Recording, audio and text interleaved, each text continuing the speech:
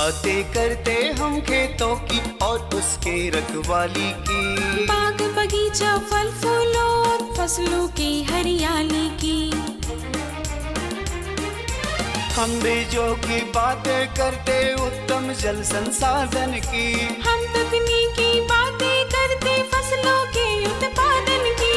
हर किसान का सपना सच हो जीवन सुखद बनाने को, गाँव-गाँव के हर आंगन का प्यारा सा ये दर्शन। कृषि दर्शन, कृषि दर्शन, कृषि दर्शन, कृषि दर्शन, कृषि दर्शन, कृषि दर्शन, कृषि दर्शन, कृषि दर्शन। नमस्कार, जोहार। मैं नमिता आप सभी किसान भाई बहनों का स्वागत करती हूं आपके अपने पसंदीदा कार्यक्रम कृषि दर्शन में। हमारी पूरी कोशिश होती है कि हम आपको खेती बाड़ी से जुड़ी विभिन्न प्रकार के तकनीक और उपकरण के बारे में बताएं, साथ ही साथ कृषि से जुड़ी हर समस्याओं का समाधान आप तक पहुंचाएं। कार्यक्रम की शुरुआत हो चुकी है, हम देखते हैं कृषि समाचार। नमस्कार, कृषि समाचार में आपका स्वागत है। मैं हूं सोनम गुप्ता। आइए देखते हैं आज कृषि समाचार में क्या है खास। जैविक खेती के लिए जैविक प्रमाणीकरण एवं जैविक खाद्य उत्पादन प्रोत्साहन योजना, मछली पालकों के लिए वेद व्यास आवास निर्माण योजना, गन्ना की बेहतर उत्पादन के लिए लगाए उन्नत प्रभेद CO 118। अब समाचार विस्तार से। उद्यान प्रभाग की ओर से राज्य में जैविक प्रमाणीकरण एवं जैविक खाद्य उत्पादन प्रोत्साहन योजना लागू है।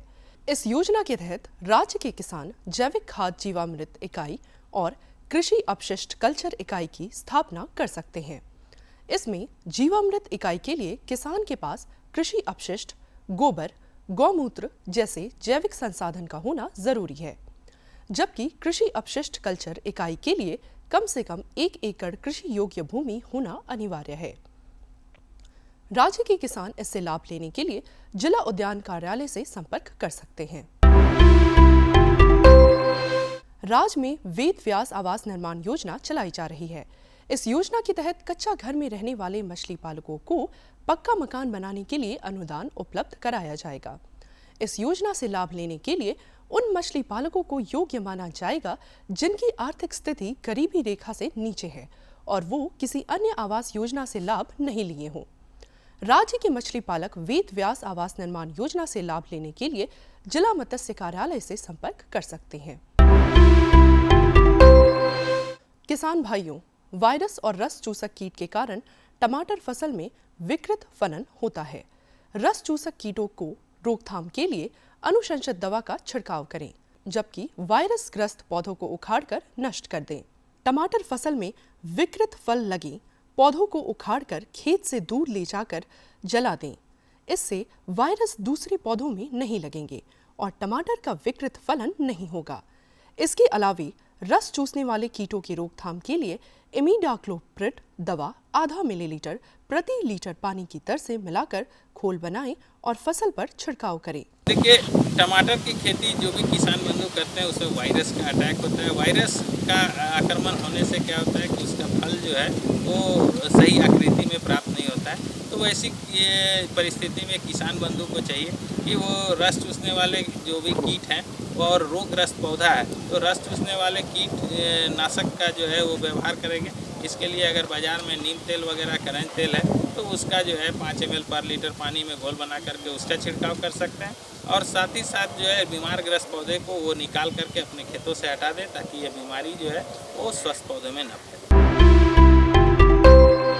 राज्य के जो किसान गन्ना की बसंतकालीन खेती करना चाहते हैं वे फरवरी महीने में फसल लगाने का काम पूरा कर लें। झारखंड में गन्ना के बेहतर उत्पादन के लिए उन्नत प्रभेद CO 118, CO 124 या CO 237 का चयन कर सकते हैं। गन्ना की रोपाई में 2 आंख वाले 45 से 50 हजार टुकड़े प्रति हेक्टेयर की दर से लगाएं। इसे 30 सेंटीमीटर की गहराई में रोपें, जिसमें कतार से कतार की दूरी 90 सेंटीमीटर रखें। बेहतर उत्पादन के लिए उन्नत प्रभेद CO 118, CO 124 और CO 237 की उत्पादन क्षमता औसतन 1000 क्विंटल प्रति हेक्टेयर है। अभी बसंतकालीन खेती के लिए कई फसलों की बुआई का उपयुक्त समय है। इस मौसम में विभिन्न फसलों की बुआई और खेत में खाद डालने के लिए कृषि उपकरण फर्टिलाइजर कम सीड ब्रॉडकास्टर का उपयोग कर सकते हैं। इसकी कार्यक्षमता 2 एकड़ प्रतिदिन है। आज हम जानेंगे बैंगन फसल में रासायनिक दवा के बिना बंधक कीट और फल छेदक कीटों की रोकथाम कैसे करें। बैंगन फसल में शूट यानी बंधक कीट और फल छेदक कीट के नियंत्रण के लिए अंडा परजीवी टाइकोग्रामा किलोनिस 1 से 1.5 लाख प्रति एकड़ की दर से व्यवहार करें। एक सप्ताह के अंतराल पर 4 से 5 बार यह उपचार करें। अब बारी है एक सफल किसान से मिलने की, तो आइए चलते हैं किसान के गांव। खेती में बदलाव हम लोग का ये हुआ है कि हम लोग का पहले हम लोग रासायनिक करते थे ना, तो अच्छा ही उपजा होता था, तो उसमें हम लोग ज़मीन थोड़ा सा हम लोग को नुकसान पहुंचा था। इसलिए हम लोग गोबर गौमूत्र ये सब का यूज करीब करीब 2 साल लगभग कर रहे हैं। थोड़ा थोड़ा जैविक बनाने के लिए दवा छिड़काव पत्ता उता का बनाने के लिए और गोबर खाद बनाने के लिए कुछ गोइठा उठा ठोकते हैं। और रामकृष्ण मिशन तरफ से भी हम लोग को जानकारी मिला है। हाँ, ट्रेनिंग भी किए हैं। आज BAU सभागार विश्वविद्यालय में होने वाले दीक्षांत समारोह व 3 दिवसीय किसान मेला के बारे में बताते हुए कुलपति डॉक्टर ओमकार नाथ सिंह ने कहा है कि ये 7वां दीक्षांत समारोह है और ये एक माने में खास ये है कि इसमें पहले 3 कॉलेज के लोग ही डिग्री लेते थे।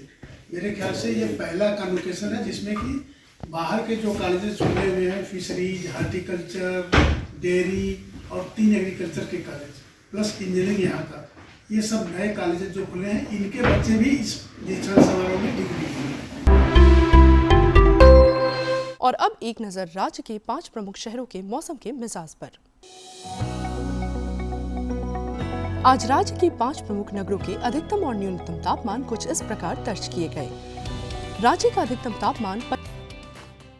कृषि समाचार में आज इतना ही। अगले दिन अगले अंक में फिर मुलाकात होगी कुछ ताज़ा तरीन खबरों के साथ। तब तक के लिए दीजिए इजाजत। नमस्कार, जोहार। अभी जो मोटे अनाज बोल रहे हैं सर, मोटा अनाज हमारे यहाँ बहुत पहले से हो रहा है। हम लोग के पूर्वज द्वारा मोटा ही अनाज से किया जाता था।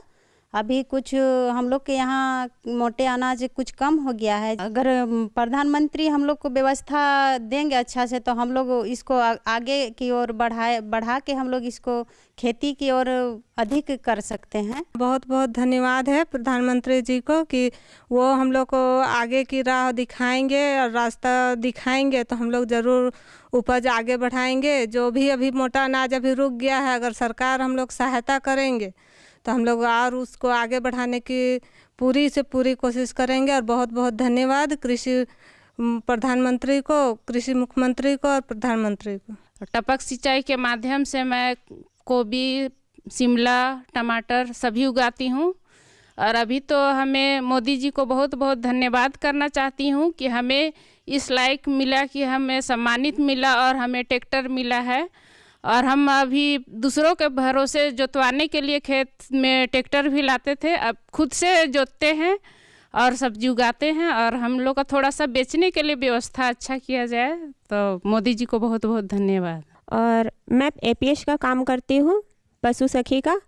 मैं छोटे जानवर पे काम करती हूँ, बकरी और मुर्गी, इन सब के पालन के विषय पे किसानों को बताती हूँ और समय समय से टीकाकरण, डिवर्मिंग ये सब करवाती हूँ। जो गांव की जो अभी जो किसान है वो धीरे धीरे छोड़ते जा रहे हैं, उसको हमारे नरेंद्र मोदी ने बहुत उत्सुक से जो लागू किए अभी जो सुने हैं, उसके लिए मैं बहुत खुश हूँ। और मेरा सोच है कि पूरे गांव में जो मोटे अनाज को जो छोड़ते आ रहे हैं, उसको गांव में पूरा किसानों को मैं चर्चा करूंगी कि आप लोग मोटे अनाज को मत छोड़िए। मैं भारत सरकार के द्वारा जो प्राकृतिक खेती को जो बढ़ावा दिया गया है, ये बहुत ही सराहनीय कदम है, क्योंकि रासायनिक खेती करते करते उत्पादन लागत किसानों के लिए बहुत बढ़ गई है। और जब प्राकृतिक खेती किसान अपनाएंगे तो जो लागत है वो लागत में बहुत कमी आएगी और किसानों को इसका सीधा लाभ मिलेगा। प्राकृतिक खेती जो है निश्चित तौर पर हमारे लिए लाभदायक है, क्योंकि प्राकृतिक का जो उत्पाद होता है वो हमें हमारे सेहत के लिए बेहद है और स्वास्थ्य के लिए भी लाभप्रद है। इसलिए प्रधानमंत्री को मैं इस खेती को बढ़ावा देने के लिए जो उन्होंने कोशिश किया है और हमें उत्साहित किया है, मैं सभी किसानों की ओर से मैं फिर उन्हें पुनः एक बार धन्यवाद देते हुए आज जो बजट पेश की गई माननीय वित्त मंत्री, माननीय प्रधानमंत्री के द्वारा, जो किसानों के हित में है, बहुत अच्छा बजट है। हमारे यहाँ झारखंड में सब्जियों का खेती, फूल का खेती, मोटे अनाज का खेती भारी मात्रा में किया जाता है, जो कि बाहर बिचौलियों के द्वारा बेचा जाता है, जो कि आज बजट में बोला गया कि किसानों के लिए बाज़ार की व्यवस्था के लिए, इससे हम लोग बहुत खुश हैं। हमारे महिला किसान हो या फिर हमारे भारत के किसान हो, सारे लोगों के लिए बहुत ही अच्छा एक मौका को दिया है। जैसा अभी सभी बात कर रहे हैं प्राकृतिक खेती को लेकर के, और सच में अभी का जो माहौल है हमें प्राकृतिक खेती पर ही फोकस करना चाहिए, क्योंकि रासायनिक खेती से जो है कितने गंभीर परिणाम हमारे स्वास्थ्य पर पड़ता है सभी जानते हैं। और उसी को मद्देनज़र रखते हुए भी जो हम प्राकृतिक खेती पर अगर आते हैं और इसके उत्पाद जो हैं शरीर के लिए फ़ायदेमंद है, उत्पाद तो हम कर लेंगे उत्पादन, लेकिन बात है कि उनको सही बाज़ार मिलने की जो बातें हो रही है इस पे भी फोकस होना चाहिए। और इसके लिए भी हमारे वित्त मंत्री ने विचार किया, इसके लिए हम उनका धन्यवाद करते हैं। साथ ही अभी ऑन सीजन में जो भी हमारे पास सब्जियां या फसल होती है जो तुरंत सड़ गल जाने वाली सब्जियां, उनके लिए अगर प्रखंड के स्तर से अगर कोल्ड स्टोरेज अगर व्यवस्था किया जाए तो ये बहुत अच्छा एक पहल होगा। एफपीओ में जुड़ने के बाद में किसान अपने छोटे छोटे समूह बना के अपने फसल को विस्तृत रूप से बाहर भेजे हैं। अपने जितने भी आवश्यकता है उसको एक समूह के रूप में कुछ कम लागत में खाद बीज वगैरह का खरीदारी कर रहे हैं। ये सारा चीज़ आज हमारे देश के प्रधानमंत्री जो हैं उन्हीं के आने के बाद संभव हो पाया है, अन्यथा हमारे किसान पहले काफ़ी पिछड़े हुए थे, अब काफ़ी धीरे धीरे आगे निकल रहे हैं। पुनः मोदी जी को बहुत बहुत धन्यवाद। हमारे देश में किसान से लेकर के सभी वर्गों के बजट में जो ध्यान में रखते हुए जो अच्छा बजट लाए, इसके लिए पुनः धन्यवाद। किसान भाई बहन, आज हम बातें करने जा रहे हैं गुमला जिले के घाघरा प्रखंड के नावाडी ग्राम निवासी राजेश साहू जी के बारे में। ये खेती के साथ साथ बीज उत्पादन का भी कार्य कर रहे हैं, यहाँ तक कि प्राकृतिक खेती से जुड़कर ये विभिन्न प्रकार के फसलों का भी उत्पादन ले रहे हैं। इनके बारे में आपको और भी विस्तार से हम बताते हैं, तो चलिए देखते हैं इनकी ये जीवनी। झारखंड प्रदेश के गुमला जिले का एक छोटा सा प्रखंड है घाघरा। इस प्रखंड के गांव आज चारों ओर से हरियाली में तब्दील हो चुके हैं। ये गांव हमेशा से ऐसे न थे। गुमला के अन्य गांवों की तरह यहाँ के गांव भी खेती बाड़ी की बुनियादी समस्याओं से जूझ रहे थे। इन सब के पीछे का मुख्य कारण किसानों में ज्ञान का अभाव था। ज्ञान के अभाव में यहाँ के किसान न तो अपने उपलब्ध संसाधनों का बेहतर उपयोग कर पाते थे, न ही सरकार की योजनाओं का लाभ उठा पाते थे। ऐसे में इनकी खेती दम तोड़ती नजर आ रही थी। तभी कृषि विज्ञान केंद्र ने यहाँ कदम रखा और फिर यहाँ की खेती बाड़ी की तस्वीर ही बदल गई। कृषि विज्ञान केंद्र का मुख्य कार्य खेती से संबंधित सलाह, उसका व्यावसायिक प्रशिक्षण तथा कृषि उत्पादन बढ़ाने में नई नई तकनीक विकसित करना आदि है। उसने यहाँ के किसानों को एक नई राह दी है। उसने यहाँ के लोगों को उपलब्ध संसाधनों का प्रयोग कर उनकी खेती को उन्नत बनाना सिखाया है। इन सब का जीता जागता उदाहरण हमें देखने को मिलता है नवडीहा ग्राम के राजेश साहू के खेतों में, जो आज न सिर्फ बीज उत्पादन का कार्य कर रहे हैं बल्कि प्राकृतिक खेती से जुड़कर विभिन्न तरह की फसलें भी ले रहे हैं। इनके साथ आज गांव की कई महिला तथा पुरुष किसान जुड़ चुके हैं, जिसकी वजह से इस गांव की पहचान बीज ग्राम के रूप में बन रही है। देखिए यहाँ पर जहाँ पर हम लोग खड़े हैं ये नौडिया गांव है घाघरा प्रखंड का, और इसमें जो किसान है वो राजेश साहू जी के फार्म पर हम लोग उपस्थित हैं। एक किसान कृषि विज्ञान केंद्र से विगत 10 वर्षों से जुड़े हुए हैं और इनको कृषि विज्ञान केंद्र के माध्यम से कई एक्सपोजर भी हम लोग दिए हैं और बहुत प्लेटफॉर्म पर ही गए हैं। तो इनको बाकी जगह सबसे अच्छा लगा कि जो बाहर किसान को जो परिभ्रमण कराया जाता है उसका जीवंत इम्पैक्ट यहाँ पर हम लोग को देखने को मिला। ये बाहर गए, देखे, सीखे और आके अपने खेत पर जो प्रयास किए हैं वो आज हम लोग के सामने हैं। इसी बढ़ते कड़ी में ये मुख्य रूप से ये सब्जी की खेती करते हैं, सब्जी में भी नर्सरी और बीज उत्पादन का भी। राजेश साहू, जिनकी भूमि कल तक बंजर पड़ी रहती थी, आज उन्होंने इसमें हरियाली ला दी है। वो समेकित कृषि से जुड़े हैं, वो बीज उत्पादन से जुड़े हैं तथा साथ में प्राकृतिक खेती भी करते हैं। वो अपने खेतों में इस्तेमाल के लिए उर्वरकों और कीटनाशी का निर्माण स्वयं करते हैं। घना जीवामृत है सर, ये हम लोग जो अभी प्याज डाले हैं उसमें इसको सिंचाई करेंगे, उस समय इसको छिटा करेंगे सर। इसको हम लोग बनाते हैं पूरा गाय का गोबर 10 केजी, गाय मूत्र 10 लीटर, उसके बाद बेसन 1 से 1.5 केजी, 1 से 1.5 केजी गुड़ और चूना 100-150 ग्राम डाल के इसको मिला के करीब 48 से 50 घंटा इसको नमी में रख के उसके बाद में इसको ऐसे ही हम लोग पकड़ के मिला देते हैं। मिलाने के बाद खेत में इसको डालते हैं। पहले तो हम लोग इसका बारे नहीं जान रहे थे। हम लोग कृषि विज्ञान केंद्र में हमारे वैज्ञानिक सर सब बुलाए, उसके बाद वहाँ जाके जीवामृत के बारे ट्रेनिंग किए। उसके बाद जाने कि जैसे कि हम लोग इसको बनाने में सबसे फ़ायदा हमको ये लगा सर कि इसमें हम लोग का खर्च जो पहले यूरिया दवाई जो कीटनाशक है उसमें जो डालते थे वो वाला और इसको बना के डालने में फसल तो हम लोग का लगभग उससे थोड़ा सा 1.5 गुना ज़्यादा ही हो रहा है सर। अभी हम लोग 2 साल से शुरुआत किए हैं। जी सर, बढ़ोतरी भी हुआ है सर। बीते साल हम लोग प्याज अभी डाला हुआ भी है सर और बीते साल भी डाले थे। हम लोग का प्याज अभी भी है सर, पूरा साल में नहीं सड़ा। जैसा है वैसे ही बड़ा तंदुरुस्त, फिर खाने में भी थोड़ा टेस्ट अच्छा है सर। राजेश साहू समेकित कृषि भी कर रहे हैं और उन्होंने इसके लिए पशुपालन भी कर रखा है। वो बताते हैं कि इन सब की देखभाल के लिए वो अपने समय का ढंग से प्रबंधन करते हैं। वो अपने समय के हर पल का सदुपयोग करते हैं, जिसकी वजह से उनकी ये पूरी व्यवस्था सुचारू ढंग से चल पा रही है। जी सर, ये तो है सर, जैसे अपना क्या बोला जाए, किसान अपना सोच ले सर कि मान के चलिए समय, जैसे कि थोड़ा भोर सा समय है कि बारी में भी खेत नहीं हो सकता है काम, उस समय पशु का काम कर लेते हैं। जैसे कि मुर्गी है चाहे गाय मेरे पास है उसका काम कर लेते हैं। जब भोर इंजोत हो जाता है, जिससे खेत में दिखने लगा कि अभी हम खेत का काम कर सकते हैं, उस समय हम लोग खेत में लग जाते हैं सर।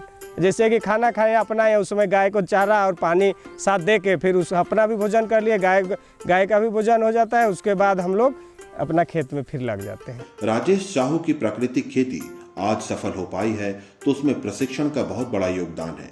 ये कृषि विज्ञान केंद्र से मिला प्रशिक्षण ही है जिसने इन्हें प्राकृतिक खेती के तरीकों से परिचित कराया, उसका बाजार समझाया तथा पोषक तत्वों की मात्रा का ज्ञान दिया। हम लगभग ना सर करीबन पिताजी भी कर रहे थे हम लोग पहले से। हम खेती में 12 साल से उतरे हैं सर। मेरा 9 साल ट्रेनिंग, मतलब 9 साल से हम कृषि विज्ञान केंद्र से जुड़े हुए हैं। वहाँ से हमको नर्सरी कैसे उगाते हैं उसके ट्रेनिंग लिए।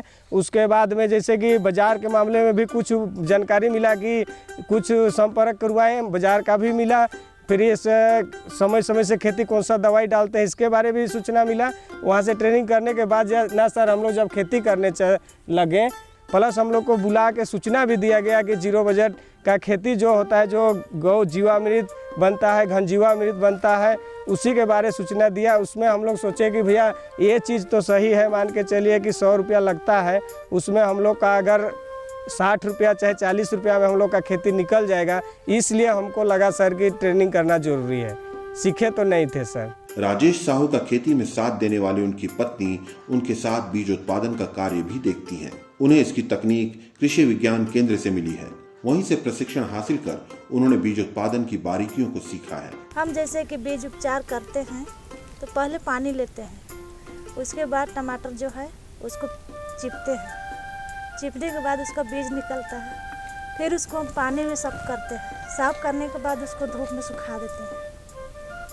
जैसे कि बैगन हुआ, बैगन को भी हम पानी लेते हैं, उसको निचोड़ते हैं, फिर उसको पानी में छान के ही सुखा देते हैं। फिर सूख जाता है तो उसको अच्छा से पॉलीथिन में या बोरा में बांध कर रख देते हैं। वो बताती हैं कि जब वो विवाह करके यहाँ आई थीं, तो उस वक्त उनके ससुराल की खेती नगण्य थी, परंतु आज यहाँ की खेती की तस्वीर बदल गई है। आज वो अपनी खेती से काफी संतुष्ट हैं। पहले तो इतना नहीं था, जब हम शादी हो गए तो कुछ और विचार बदल के और खेती करना नया से शुरू करना। जैसे कि बिस्तर सूटते हैं ना, तो आदमी चूल्हा को जलाता है, हम लोग बिस्तर सूटते तो एक बार हम लोग को बारी आना है, बारी से ही जाके तब चूल्हा जलाते हैं। गुमला जिले में कृषि के क्षेत्र में रोल मॉडल के रूप में जाने जाने वाले राजेश साहू आज बीज उत्पादन से लेकर प्राकृतिक खेती तक से जुड़े हुए हैं। वो पशुपालन भी कर रहे हैं तथा कृषि विज्ञान केंद्र से तकनीकी सहयोग पाकर अपनी कृषि में नई नई तकनीकों का इस्तेमाल भी कर रहे हैं। राजेश साहू जी हमारे कृषि विज्ञान केंद्र के प्रगतिशील किसान हैं। ये तो पहले से खेती करते ही रहे, लेकिन इनको 2017 में कृषि विज्ञान केंद्र के द्वारा प्राकृतिक खेती हेतु 7 दिवसीय ट्रेनिंग जो लखनऊ में था पद्मश्री सुभाष पालेकर जी का, हमारे साथ इन्होंने वहाँ पे ज्वाइन किया। उस ट्रेनिंग के बाद में राजेश जी के मन में ये आया कि हम प्राकृतिक खेती करेंगे। तो ये प्राकृतिक खेती राजेश साहू जी कर रहे हैं और कृषि विज्ञान केंद्र का इसमें तकनीकी सहयोग है।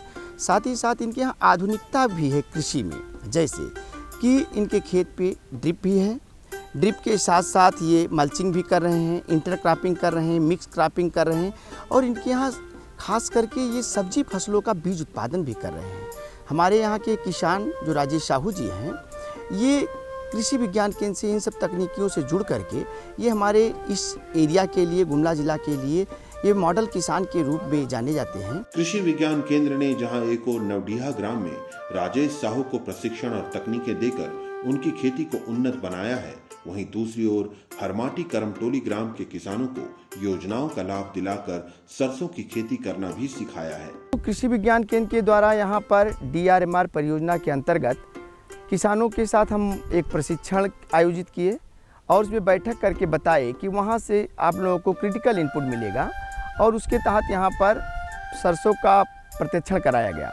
यहाँ पर 25 एकड़ में कुल प्रशिक्षण कराया गया है, जिसके अंतर्गत 27 किसान हैं और यहाँ पर PM 30 प्रभेद का कराया गया है और साथ ही साथ यहाँ पर 5 एकड़ में हम लोग BBM 1 जो है उसका भी हम लोग प्रजनक बीज तैयार कर रहे हैं किसानों के साथ। और यहाँ पर इसका मेन उद्देश्य यही था कि किसान हमारे यहाँ सरसों की खेती तो करते हैं थोड़ा बहुत, लेकिन मटर में डालते हैं, गेहूं में सरसों डालते हैं, लेकिन इनको ये सिखाना कि ये केवल सरसों की खेती करें ताकि तेल का भी मांग बढ़ रहा है, सरसों का दाम भी बढ़ रहा है, साथ ही साथ ये केवल एक फसली करने के लिए अग्रसर हों किसान।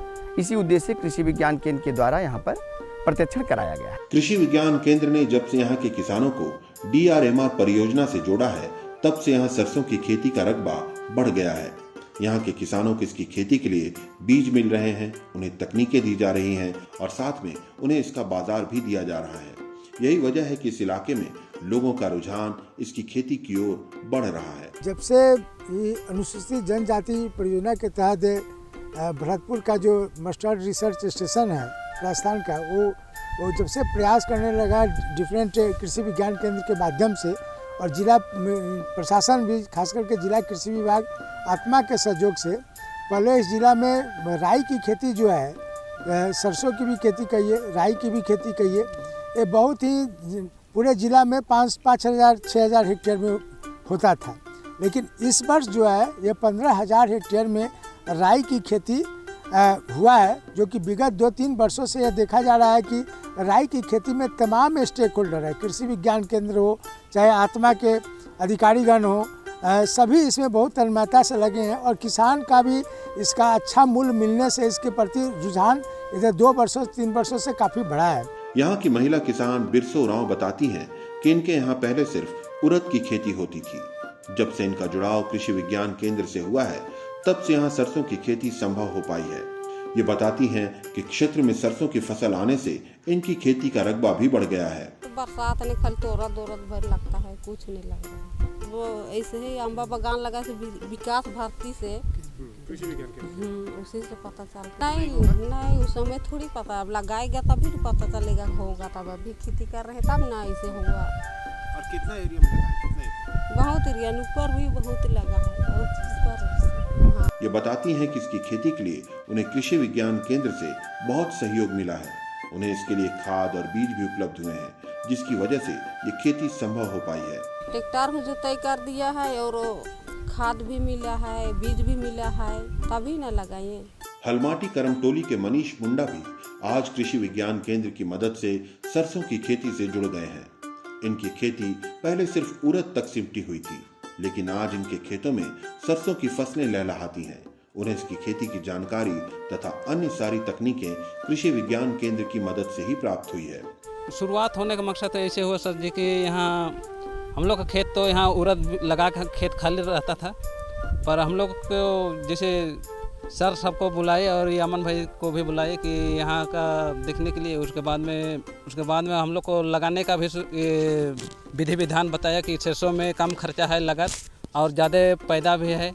लेकिन इस बार हम लोग को बारिश नहीं आने की वजह में थोड़ा सा सरसों में हम लोग का मार हुआ सर। ये बताते हैं कि इस गांव में अभी कुल 26 किसान एक साथ समूह में सरसों की खेती कर रहे हैं। एक साथ खेती करने का फायदा ये होता है कि इनकी फसलें मवेशियों से बच जाती हैं। इन्हें देखकर गांव के अन्य किसान भी इस ओर प्रेरित हो रहे हैं और वे भी सरसों की खेती से जुड़ना चाह रहे हैं। मतलब एक लाट में रहता है तो इसमें मवासी मतलब हरकत नहीं आता है सर जी।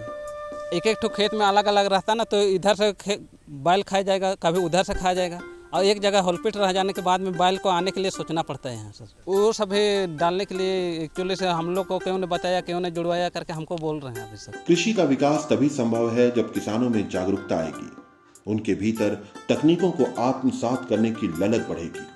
कृषि विज्ञान केंद्र की मदद से गुमला के घाघरा प्रखंड में ये सब संभव हो पा रहा है। यहाँ के किसानों ने नई नई तकनीकों से खेती करना प्रारंभ कर दिया है। उन्होंने अपनी खेती में आधुनिकता का समावेश कर लिया है। आज यहाँ सरसों की खेती से लेकर प्राकृतिक खेती, समेकित कृषि तथा बीज उत्पादन के उदाहरण देखे जा सकते हैं। यहाँ की खेती ने अब उन्नति की राह देख ली है, जो यहाँ के किसानों की सामाजिक और आर्थिक स्थिति को मजबूती प्रदान कर रही है।